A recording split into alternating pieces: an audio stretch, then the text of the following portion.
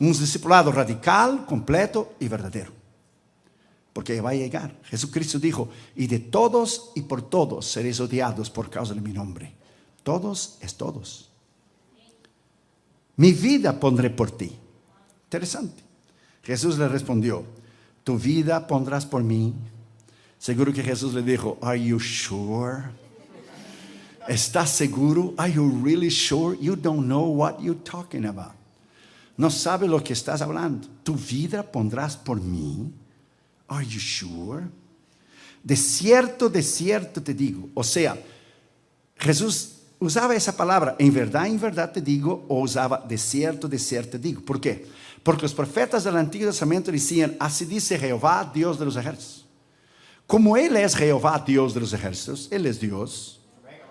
Entonces, Él no necesita decir, dice Jehová de los ejércitos, porque Él mismo está hablando. Entonces Él hablaba, de cierto digo, o sea, sin sombras de duda, o en verdad te digo, que no cantará el gallo sin que antes me haya negado 3 veces.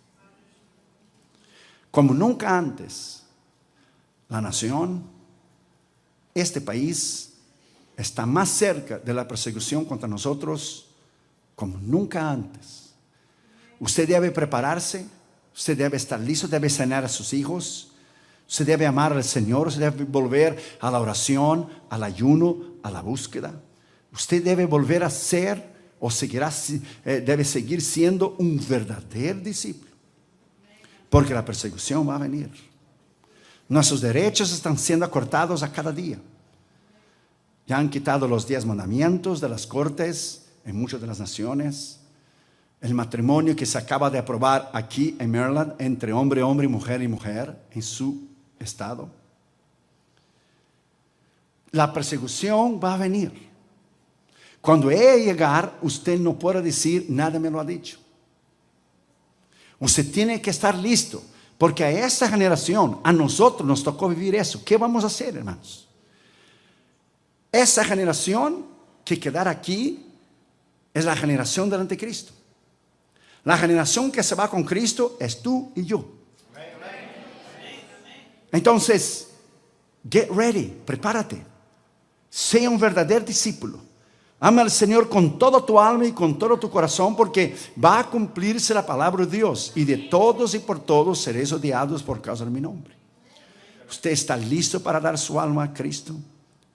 Ya lo dio, pero ¿está listo para dar su vida al Señor? Are you sure? Pedro caminó con Cristo 3 años. Y al final de su vida y ministerio, Cristo le dijo a él, Pedro, Satanás ha pedido tu alma. Y yo he orado por ti. Satanás te ha pedido zarandearte, o sea, probarte, derrumbarte de la fe. Y yo he orado por ti. Y Pedro anduvo con Cristo 3 años. Vio a Cristo caminar sobre las aguas. De hecho, caminó sobre las aguas. Vio a Cristo hacer los milagros, dar vista a los ciegos, hacer caminar a los paralíticos, resucitar a los muertos. Y lo negó. ¿Qué será de ti y de mí que no hemos visto nada de esto? Piénselo. Pablo dijo, el que está de pie, cuide para que no caiga. Nosotros creemos por fe, hemos madurado por fe. Los apóstoles y los discípulos caminaron con Cristo y lo vieron. Y en el momento más de prueba de Cristo en el huerto del Getsemaní, lo dejaron solo, porque huyeron todos. Se quedó solo. Vamos a orar. Padre, en el nombre del Señor Jesucristo, te pedimos que tú nos hables con poder y con autoridad en esta noche. Te pedimos que sea una campaña tremenda, Señor, todos esos días. Gracias, Señor, por haber bendecido al pastor Juan Iteriano, la pastora Noemí, sus hijos, sus nietos. Gracias por el terreno que se ha pagado porque tú eres fiel. Gracias, Señor, por nuestra amistad por 20 años. Gracias porque tú has bendecido la iglesia Camino de Vida Eterna de una manera extraordinaria. Padre, háblanos durante esta semana. Nos humillamos delante de ti y te pedimos que solamente la voz del Espíritu Santo se oiga y que tú nos hables bajo el poder de la autoridad de tu nombre. Reconociendo que Josué y Dios no es nada y nadie, te pedimos que solamente la voz del Espíritu Santo se oiga y que tú nos hables bajo el poder de la autoridad de tu nombre. Te pedimos eso en el nombre del Padre, del Hijo y del Espíritu Santo. Te pedimos una bendición aún más grande en la vida del pastor Iteriano, su esposo Noemí, sus hijos, sus nietos y esta iglesia. Que ellos ahora puedan construir el templo que tanto han soñado por tantos años. Tú lo harás. Tú eres el Dios que le dio el terreno y tú eres el Dios que le va a dar la construcción. Gracias por todo lo que tú has hecho. En el nombre del Padre, del Hijo y del Espíritu Santo. Amén. Podéis sentar, queridos hermanos, por favor. Gracias.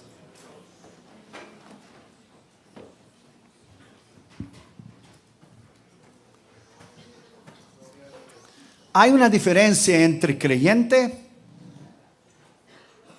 y discípulo. En un concepto básico, todo discípulo es un creyente, pero ni todo creyente es un discípulo. Cristo dijo en Juan 14:26, el que no toma su cruz, el que se niega a sí mismo, no puede ser mi discípulo. Está hablando de renuncia personal. Jesús dijo en Juan 8:31, si permaneceréis en mi palabra, seréis verdaderamente mis discípulos. Juan 13:35, un versículo antes de lo que nosotros leímos, Jesús dijo, si os amáis uno a otro, seréis mis verdaderos discípulos. Juan 15:8, Cristo dijo bien claro, si permaneceréis en mi palabra. Jesús habló 4 frutos en Juan 15. El que da fruto, más fruto, mucho fruto, y su fruto permanezca. Entonces es necesario el fruto permanecer. Hechos 11:26 dice, si fueron llamados discípulos por la primera vez en Antioquía, discípulos, los del camino, discípulos. Lo más importante en la vida de un cristiano es ser un verdadero discípulo. Creyentes, todos lo somos. Creyentes es creer en Cristo. La Biblia dice que creer en Cristo hasta el diablo lo cree y tiembla, porque lo conoce. Los demonios lo conocen, que van a sufrir por una eternidad en el lago de fuego.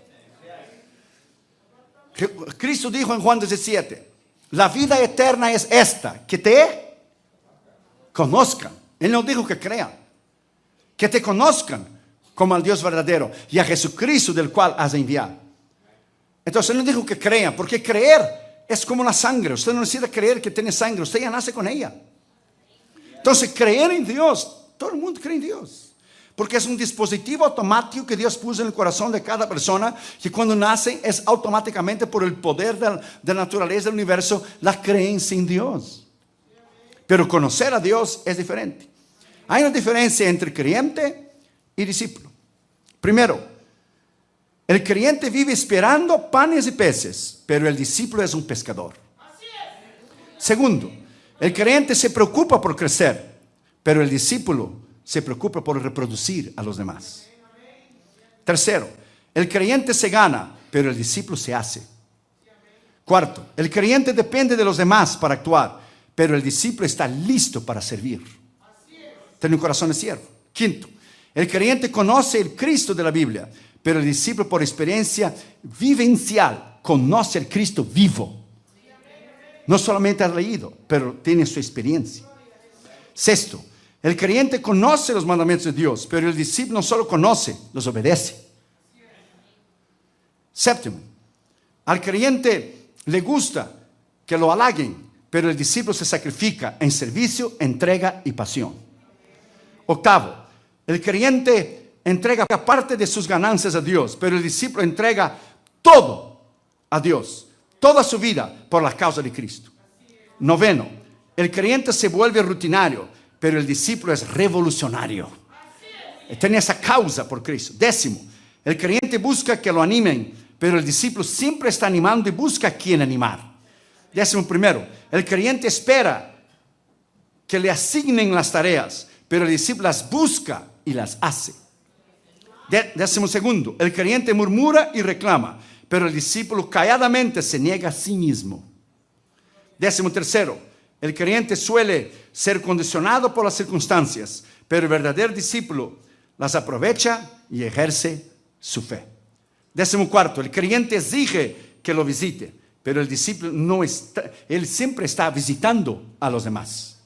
Décimo quinto, el creyente busca en la palabra las promesas para su vida, pero el creyente busca en la palabra las promesas para su vida, pero el discípulo cree en las promesas y las recibe por fe y las aplica en su propia vida. Décimo sexto, el creyente es yo, el discípulo es nosotros y ellos. 17, el creyente se sienta para adorar a Dios, pero el discípulo adora todo tiempo, en todo lugar y en todo momento. 18, el creyente le piden caminar una legua, pero a veces no da ni un paso, pero el discípulo le piden que camine una y él da 2. 19, el creyente pertenece a una institución, el discípulo es una institución, él es la iglesia. 20, el creyente al buscar la unción del Espíritu Santo se conforma, el discípulo tiene la unción y busca ser lleno del Espíritu a cada día. 21, el creyente, su meta es argumentar y hacer que aumente la congregación. El discípulo aumenta las congregaciones a través de ganar almas para Cristo. 22, los creyentes del siglo XXI están siendo trastornados por el mundo, por la influencia del mundo, pero los discípulos del primer siglo trastornaron el mundo, pusieron el mundo de cabeza para abajo. 23, el creyente espera el milagro, pero el discípulo dispone en su corazón que a través de él Dios hace el milagro y él mismo es un milagro. 24, los creyentes se destacan al llenar el templo, los discípulos conquistan el mundo para Cristo. 25, los creyentes parecen ser soldados que están cercados, los discípulos son soldados invasores y valerosos contra el diablo de día y de noche. 26, el creyente cuida de las puertas del templo, pero el discípulo anda buscando dónde se levanten más templos.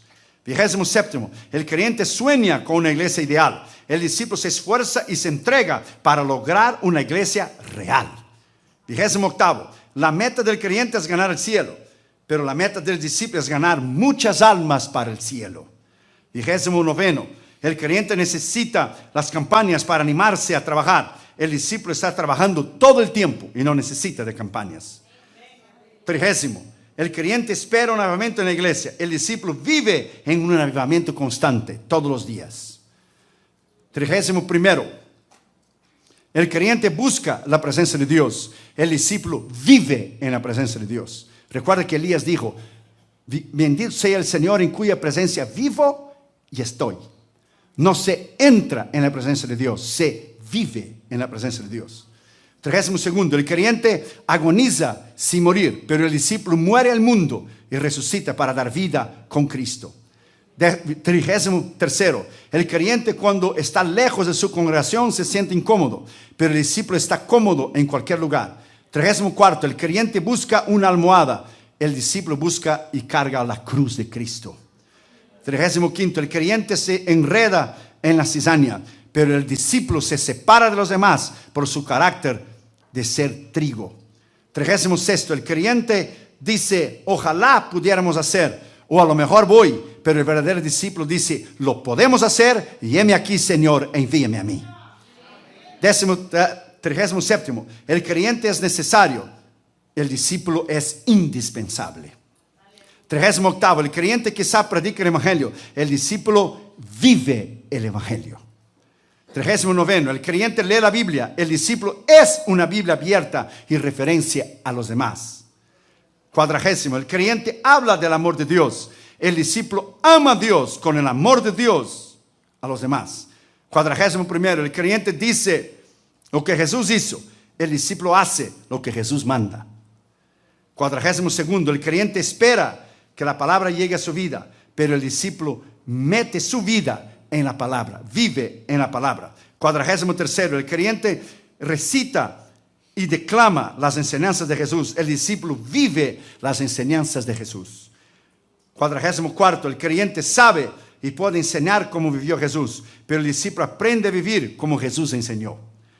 Y 45, el creyente es un vagón o un carro, un vagón de tren que necesita ser impulsado y empurrado. El discípulo es una locomotora que impulsa y empurra a las multitudes para Cristo. ¿Qué usted es? ¿Un creyente o un discípulo? Creyentes, todos somos. Pero verdadero discípulo. Por eso las multitudes seguían a Cristo en Juan 14. Y él paró y dice, volviéndose. Jesús iba caminando, la gente iba atrás de él. Se puede leer en Lucas 14, 25, 26, 27. Y él paró y volviéndose dijo: si usted va a venir a mí, niéguese a ti mismo, tome tu cruz y sígame. Y en Juan 6:60 Jesús les dijo a ellos que deberían negarse a sí mismo, de comer su carne y beber su sangre, que hablaban de la Santa Cena, que deberían pagar el precio. Y dice que muchos discípulos que tenían los dejó. Y Pedro vino a Cristo y dijo: Señor, las palabras que has hablado son muy duras. Y Jesús lo miró a Pedro y dijo: ¿tú quieres ir con ellos también? Puedes ir, no hay problema. Yo pongo otro en tu lugar. Pedro lo miró y le dijo: pero ¿para dónde yo voy si tú tienes las palabras de vida eterna? Creyentes, la nación está llena. Cristianos, la nación está llena. Cristianos es creer en Cristo. Creyentes es creer en Cristo. Pero el verdadero discipulado, un verdadero discípulo que conoce y vive los principios de la palabra de Dios, es muy distinto. Por eso ni todos los cristianos van a subir en el arrebatamiento. Porque él dijo bien claro: ni todo el que dice Señor, Señor entrará en el reino de Dios, pero el que hace la voluntad de mi Padre entrará en el reino de Dios. La persecución va a venir en esa nación. Yo quiero que usted esté listo y usted preparado, porque ella va a venir.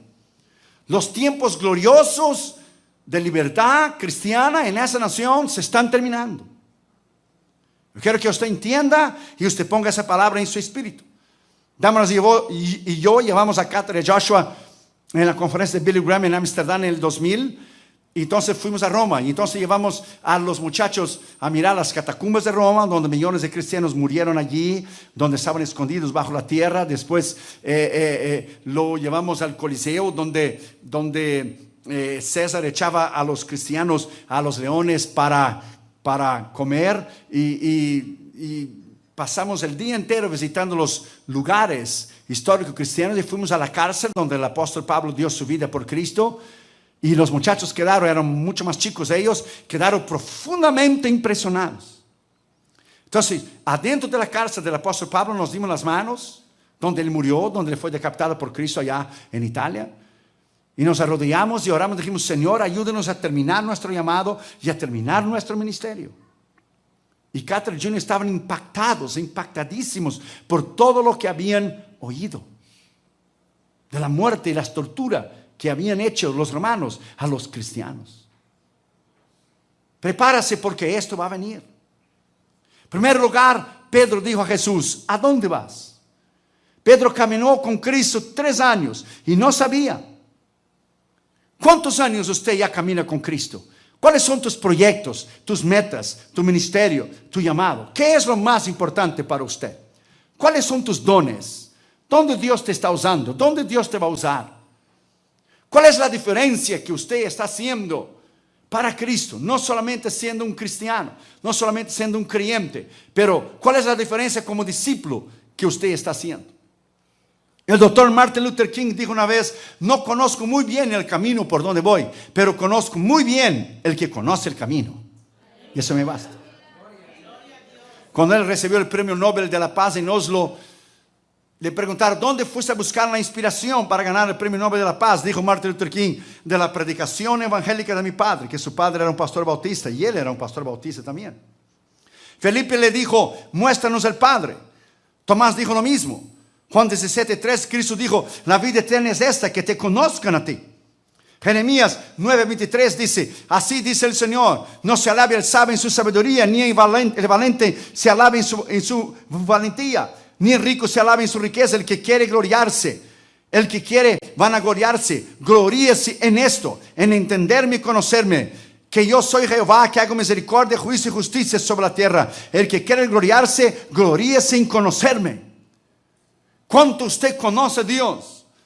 El verdadero discípulo conoce a Dios. El año pasado Joshua fue a China como misionero. Tenía todavía 18 años, no tenía 19, iba a cumplir 19 y fue a China. Yo le dije a Joshua, a Junior: ¿tú no tenías ningún otro país para ir en tu primer viaje misionero? Solo tenía que ser China. Porque él de niño, y como Catherine y Damaris, han ido a todos los continentes del mundo conmigo. Pero ahora él está haciendo sus propios viajes por él mismo. Entonces yo le dije: cuando yo tenía 20 años de edad, yo fui enviado de Brasil a España, pero yo fui a un país libre. Tú estás yendo a China, donde torturan a los cristianos, donde meten presos a los cristianos. ¿No pudiera haber escogido un otro país? Entonces, Damaris y yo teníamos el corazón en la mano, no porque él iba a cruzar el océano 16 horas arriba del mar. Eso lo hacemos a cada rato, ese no es el problema. El problema es a dónde él iba. ¿Dónde él iba? Yo le dije, tú ya corriste el toro ya por los cuernos. El primer país que va a uno de los países más difíciles del mundo. Entonces, cuando lo dejamos en el aeropuerto, Damaris estaba muy nerviosa y ¿sabe cómo es una mamá? Empezó a llorar y yo le abracé a Junior y también me emocioné. Le abracé y le dije, tú vas a China y tú vuelves. Yo necesito de ti, chico. Tú vas a China y tú regresas y tú sé hombre como tu padre es hombre. Y como tus dos abuelos fueron hombres, mi padre y el padre de tu madre. Ya sabes lo que tienes que decir cuando llegues en la aduana en China. Ya te enseñé. Ve y regrese. Y nosotros teníamos el corazón en la mano. Y Junior dijo, cool, Dad. Somos como son los jóvenes de hoy. Cool, nothing gonna happen. Nada se va a suceder. ¿Tú no hiciste lo mismo cuando tú eras joven? Sí. Pero yo no era padre. Y yo no sentía lo que estoy sintiendo ahora. Y tú vas a sentir eso cuando tú te cases y tengas tus hijos también. Y decía Junior, cool, Dad. Everything will be fine. I go and come back. Oh, it's that easy. Entonces, claro, el verdadero discipulado es que cuando nació Catherine y Junior, nosotros presentamos al Señor. De hecho, presentamos al Señor 3 veces, Catherine y Junior. Mi pastor presentó, el hermano de Damaris, que es pastor, presentó, y yo como ministro presenté a Catherine Junior. Los presentamos 3 veces para estar bien presentados. Entonces, cuando Dios te toma y cuando Dios toma a tus hijos y empiezan a viajar y empiezan a ir a otros continentes, tu corazón se aprieta. Dios te dice, ¿en qué quedamos? ¿Es mío o es tuyo? ¿Verdad? Es renuncia. Renuncia. Un cristiano, un creyente, un verdadero discípulo que renuncia todo por Cristo es un verdadero hombre y mujer de Dios. Renuncia es dolor, es sufrimiento. Renuncia es morir para tu carne, para tu ego, para tu yo. El cristianismo en Estados Unidos de América se predica hoy en día un cristianismo sin discipulado, un cristianismo sin cruz. La mayoría de las iglesias han quitado la cruz. Pero cruz es cristianismo, porque el símbolo del cristianismo es la cruz. Un evangelio sin cruz es un evangelio sin cristianismo. Porque la cruz es sufrimiento. Por eso la gente no predica la cruz más. La gente no predica el sufrimiento. A ver, escriba un libro con el título Tome tu cruz, nega a ti mismo y muera para ti mismo. No lo vas a vender ni una copia. Porque nadie lo va a comprar. Tú puedes escribir por dentro del libro, pero dele un otro título del libro. Si no, no lo vas a vender. Nada quiere pagar el precio. Nada quiere morir para su ego y para su yo. Nadie. Todos quieren favorecer su carne, favorecerse a sí mismo. Hoy se predica un evangelio sin cruz, un evangelio sin sufrimiento, un evangelio que no es el evangelio que está en la palabra de Dios.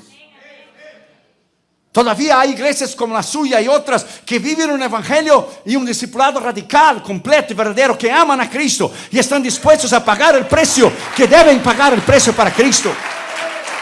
Pero son muy pocos. Segundo lugar, dijo Jesús, me seguirás después, dijo Jesús. Jesús hablaba del tipo de muerte que él iba a padecer. La tradición dice que Pedro después murió de cabeza para abajo en Roma. Que él quiso que lo crucificara de cabeza para abajo porque él no era digno de morir como su Señor. La tradición dice que cuando hubo la quemazón en Roma, él estaba huyendo de la ciudad y un ángel se le presentó a él y le dijo, ¿por la segunda vez vas a negar al Señor?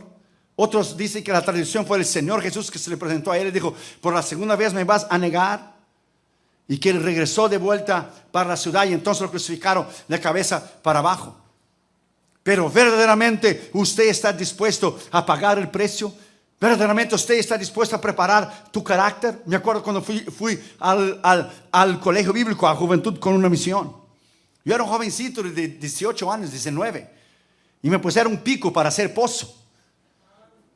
y las manos todas llenas de callos. Fui a estudiar teología, imagínese usted. Oh, sí, cómo no. Dios dijo, ven, teología te la voy a enseñar. Hacía una comida tan mala, pero tan mala que encontraron un pedacito de carne en aquella sopa. Era un avivamiento. Y la sopa era tan grasosa, pero tanta grasa tenía que si tú volcabas de cabeza para abajo el plato, la sopa no se caía para abajo, se quedaba pegada en el plato. Y tú salías a evangelizar los domingos y pedía a un compañero tuyo, guárdame el plato de sopa del mediodía. Yo llego como 8:30 o 9 de la noche. Y tú llegabas por la noche y a todo el mundo estaba durmiendo en el oscuro con una pequeña linterna, y estabas de acuerdo a dónde te iban a dejar el plato de sopa, debajo de la cama o adentro arriba de una mesa. Y allá estaba el plato de sopa esperando por ti, frío, una grasa terrible. Y tú tenías que tomar aquello y comer así. Y el Señor te estaba diciendo, eso es todo lo que vas a comer. Para que el día que yo te bendiga y que tú comas un New York steak, un ribeye steak, para que el día que vayas en un restaurante y comes un 16 ounces ribeye o New York steak, tú te acuerdas de esa sopa. That's right. Por eso Dios decía a David siempre, no te olvides que te saqué detrás de la majada de las ovejas. Por eso muchos inmigrantes que llegan a Estados Unidos, que vinieron sin nada, después prosperan un poco y abandonan al Señor. Es peligroso, es peligroso. Nosotros teníamos que decidir entre poner la sábana en la cama para dormir o la sábana en la ventana, que no tenía ventana, tenía un hueco en la pared y era un frío que entraba tremendo en el invierno. Y Dios venía a ti y decía, decídete, ¿quieres en la ventana o quieres dormir con la sábana? La decisión es tuya. Y el baño era estilo militar, con balde. En el frío, en el invierno, con balde. No agua caliente, no. Hoy todo está cambiado. Hoy todo es diferente. Pero cuando vas a una escuela misionera para la preparación del carácter, para la muerte del ego, del yo, la gente ve y dice, oh, cómo Dios ha bendecido al pastor Juan Iteriano y a la pastora Noemí. Pero ¿cuántos años ellos están batallando, sufriendo, orando, ayunando? Sufriendo divisiones, gente causando daños y problemas, pagando un terreno por 20 años. ¿Cuántos años ha sido fiel ellos al Señor, íntegros? Los demás miren y dicen, ¿cómo Dios le ha vencido? Tiene una iglesia grande, pero no sabe el precio que el hombre ha tenido que pagar con su esposa. Oh, miren el ministerio del hermano Orión, Dios lo ha usado en el mundo entero. Oye, paga el precio que yo pagué.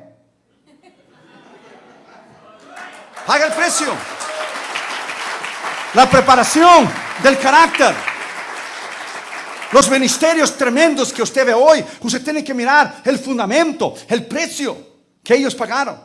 Usted ve los edificios, grandes edificios, en Miami, en Washington, Los Ángeles, New York. Pero nosotros no miramos las toneladas de hierro y acero y cemento que está abajo en el parking lot para hacer las vigas, para edificar el edificio. Cuando usted ve un ministerio grande y poderoso, han costado años de trabajo y de sacrificio a esos hombres edificar un ministerio. Usted acaba de mirar un DVD en 3 minutos y hace 30 años que yo predico alrededor del mundo. 30 años en 3 minutos. ¿Cómo se va a hablar de todas las experiencias que tuvimos? Imposible, si ni dio tiempo para hablar de la tormenta que hemos tenido de nieve aquí. James Calvert una vez iba a Papúa Nueva Guinea, el gran misionero. Y le dijeron a James Calvert, no vayan, los caníbales te lo van a comer. No vayan, los caníbales te lo van a comer. Y había un señor de edad que decía, no vayas, James, es muy peligroso, hay muchos caníbales. Y James Calvert se miró al anciano entonces hace muchísimos años y le dijo, ¿cuál es la diferencia que los caníbales me coman en el campo misionero y que usted, que está muy cerca para morir, que los gusanos se lo coman a usted? ¿Cuál es la diferencia? Ninguna. Ninguna diferencia.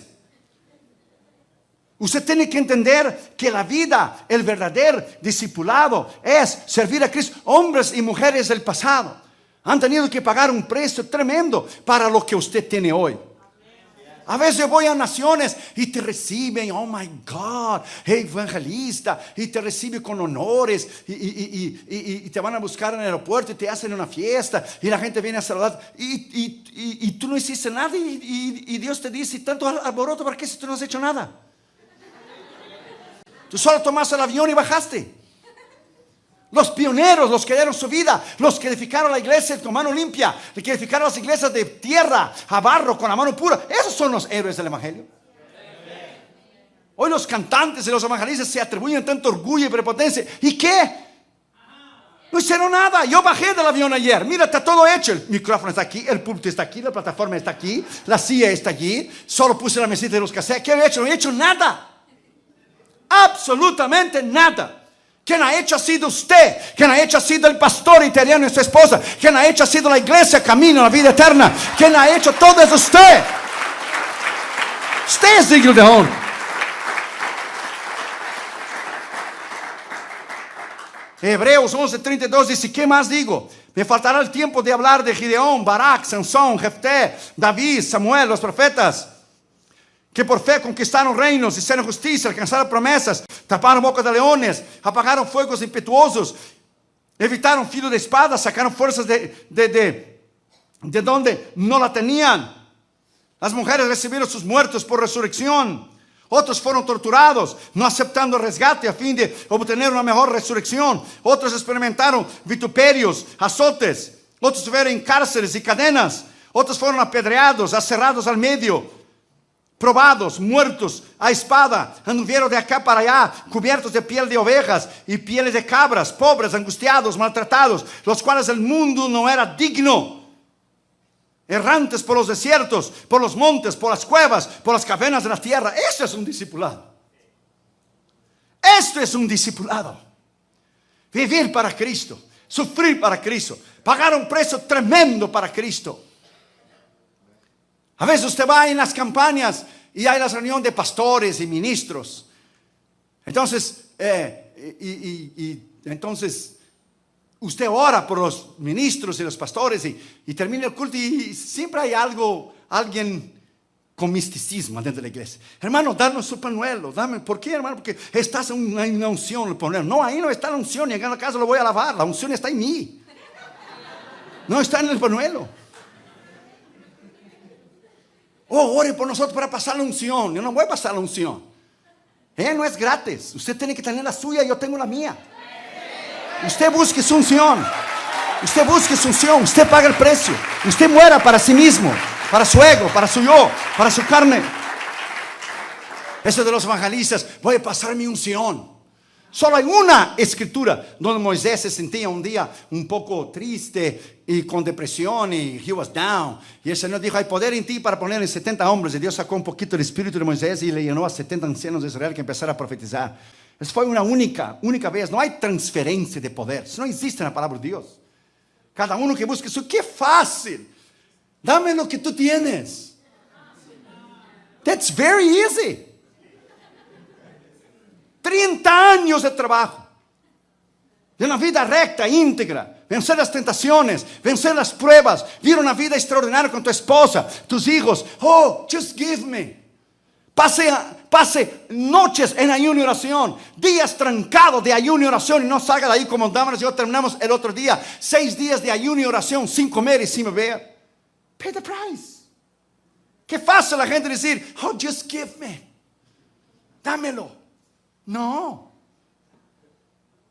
En Corea del Norte, cuando llegó el comunismo, ponía a los cristianos a hacer cuevas en el piso. Y cuando hacían sus propias tumbas, se acostaban los cristianos, se acostaban los papás y los hijos. Y la mamá tomaba la mano de sus hijos y el papá y decía: cierre sus ojos. Nos van a echar tierra por arriba. Nos va a faltar el aire por unos 4 o 5 minutos. Pero en menos de 5 minutos, hijitos, iremos a los brazos de Jesús. El Jesús de la escuela dominical. My friend, eso es discipulado. Eso es discipulado. Eso es discipulado. Como una chica en Corea del Norte también hace muchos años. Invadieron los comunistas coreanos a una iglesia y tomaron a la gente. Y dijeron: los que niegan a Cristo y no quieren morir, póngase a la derecha. Los que quieren morir por Él, póngase al lado de la izquierda. Solo una muchachita se puso al lado de la izquierda. Todos se pasaron por la derecha.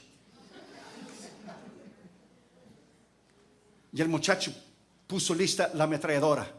Entonces ustedes niegan a su Señor. Tanto grito y tanto alboroto y tanta habladuría de lengua. Solo una niña. Tenía ella como unos 12 años. Y le pusieron un cuadro adelante con la foto de Cristo.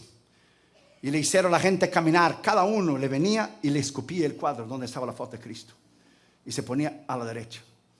Y la niña fue la última. Y le llegó y le tomó el cuadro y limpió el cuadro. Y lo abrazó el cuadro. Dijo: Señor, estoy listo para ir contigo. Como mis padres fueron y mis abuelos fueron contigo. Estoy listo para ir contigo. Y el hombre puso a la niña en contra de la pared. Y cuando dejó lista la ametralladora, se volteó de vuelta a los que habían dicho: ustedes todos negaron a Cristo, ¿verdad que sí? Así es. Pues si ustedes hubieran tenido la oportunidad de negar el socialismo y el comunismo, también lo hubieran hecho. Porque ustedes no tienen carácter. Y al invés de matar a la niña, a cada uno de ustedes lo voy a exterminar. Y le mató a todo el mundo. Y le mandó a todo el mundo al infierno. De adentro de la iglesia descendieron al infierno. Solo la niña quedó libre por no haber negado a Cristo. Discipulado. ¿Qué vendrá a esta nación? ¿Qué los próximos 4 años nos esperan, hermanos? ¿Qué nos espera una nación con inmoralidad, con aborto, con matrimonios de homosexuales y lesbianas? ¿Qué nos espera los próximos 4 años? Solo Dios puede ver, que Él ve el mundo espiritual. Él ya vio hasta el último capítulo del Apocalipsis. Él ya ve nosotros con Él en la eternidad. ¿Qué será que viene para nosotros los próximos 4 años que acaba de terminar las elecciones? Agárrate de Cristo, my friend. Agárrate de Cristo, porque las cosas van a empeorar. Si es para venir una persecución y sacudir a la iglesia, porque las verdaderas iglesias han crecido en el medio de la persecución. Cuando todas las cosas estaban bien en el libro de los Hechos, tuvo que venir la persecución en Hechos 8 y todo el mundo salir corriendo para predicar la palabra de Dios a partir de Hechos capítulo 6. Tercer lugar, Pedro le dijo a Cristo: mi alma pondré por ti, mi vida pondré por ti. Él no sabía lo que él estaba haciendo. Esa declaración fue hecha, fue movida por una emoción, una precipitación, un sentimiento de amistad, por tristeza de abandono de Cristo, que estaba a las puertas de morir. ¿Será que tú y yo estamos listos para lo que ha de venir a esta nación? Piénselo. La gente cree que las cosas van a mejorar. Oh, yes. Vea la palabra de Dios y usted verá que los últimos días serán días terribles para la iglesia. La iglesia empezó en persecución y la iglesia va a terminar en persecución. David E. Brenner dijo: me regocijo en mi abnegación personal. El gran misionero de los indios de Piedra Roja en el este del río Delaware, aquí en Estados Unidos, él dijo: me regocijo en mi abnegación personal. Si tengo lo que comer o no, vestir o no, con tanto que tú me des los indios para ti. John Knox, el gran reformador escocés, decía: Dios, dame las armas de Escocia o yo me muero. Zinzendorf, el gran misionero alemán, decía: a ti te entrego a mi esposa, a ti te entrego a mis hijos, a ti te entrego mi vida, dame las armas de Alemania. Hudson Taylor decía: el sol nunca se ha levantado detrás de la montaña antes que yo estar de rodilla los 40 años por China. William Carey decía: si yo tuviera 1000 vidas, todas ellas las daría para India.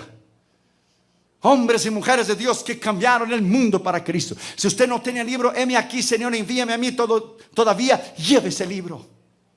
Va a transformar tu vida. Un hermano el otro día fue a una iglesia, no aquí, en otra iglesia, dijo: hermano, tengo algo contra uno de sus libros, hermano Orión. Dijo: ¿de veras? ¿De cuál? Él léeme aquí. Sí, ¿por qué? Porque me ha hecho llorar demasiado. Yo le dije: qué bueno.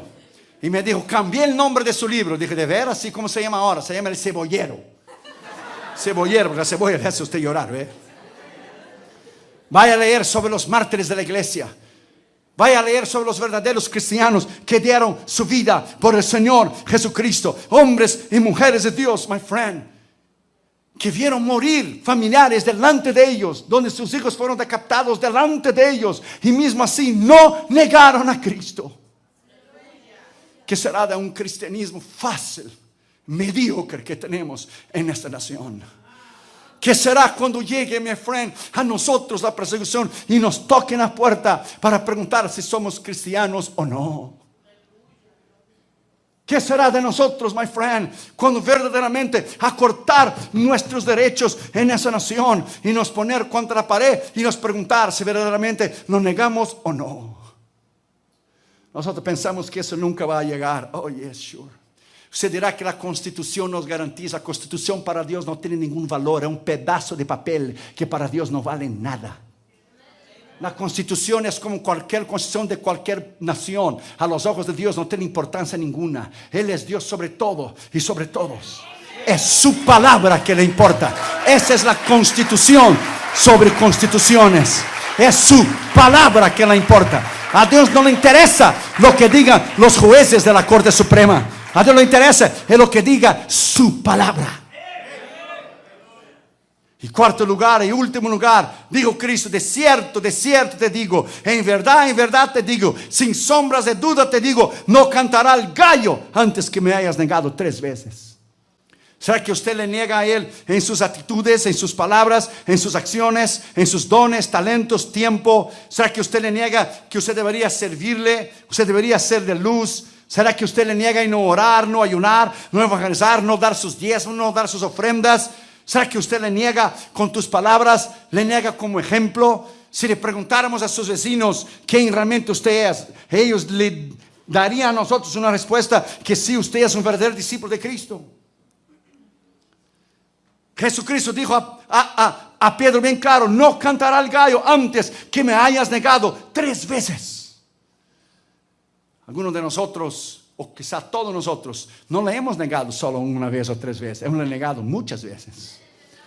Le hemos fallado muchas veces.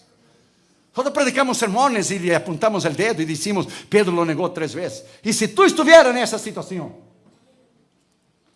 la gente predica un sermón y dijo: y Pedro se hundió. Iba bien cuando miraba a Cristo, pero se hundió. Critican a Pedro. ¿Y por qué no caminamos mañana en el océano Atlántico que está aquí? Qué fácil es criticar y apuntar el dedo de los demás y tomar un personaje bíblico y darle con un bate de béisbol en la cabeza. Y Dios te dice: pero tú no viviste lo que él vivió. No cantará el gallo me hayas negado. La advertencia es para mí, la advertencia es para usted, la advertencia es para todos nosotros. ¿Será que estamos listos para cuando llegue la persecución? ¿Será que estamos listos para que cuando llegar, my friend, nosotros tener que decidir con Cristo? Y los apóstoles fue Policarpo, el obispo de la iglesia de Esmirna. Lo tomaron a él y lo pusieron en una arena romana. Y le dijeron: niegues a Cristo o soltaré los leones, dijo el emperador romano. Y Policarpo dijo: hace 86 años que lo conozco, ¿por qué debo yo negarle ahora, al final de mi vida?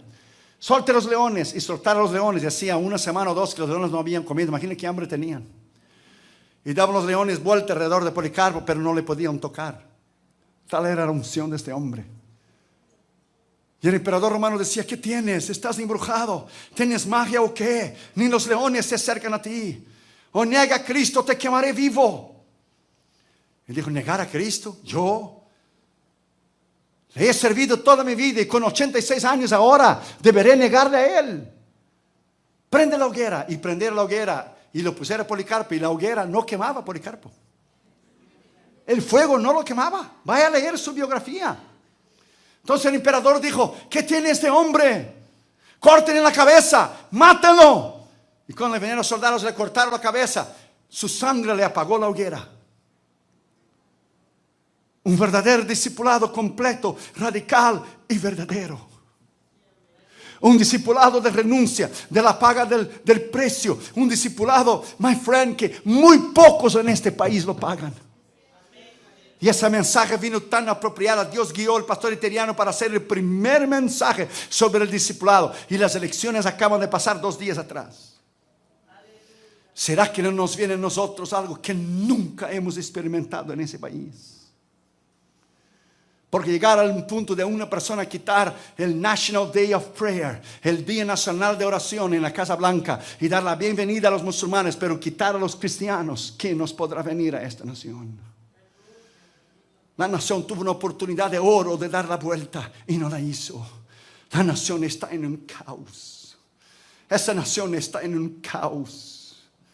Cuando hemos votado por alguien sin principios morales, a favor del aborto, a favor de la homosexualidad, a favor, my friend, de lo que es, de todo lo que es los principios de la palabra de Dios, a favor de la inmoralidad, a favor de matar al niño inocente y contra Israel, entonces toda la nación será maldecida por un hombre. Porque la Biblia dice bien claro: maldiciré los que te maldijeren y bendeciré los que te bendijeren.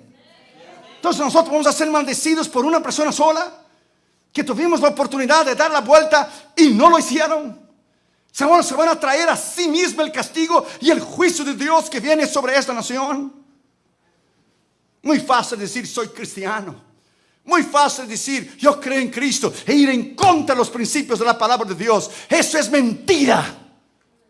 Nadie puede ser un cristiano de verdad e ir en contra de los principios de la palabra de Dios.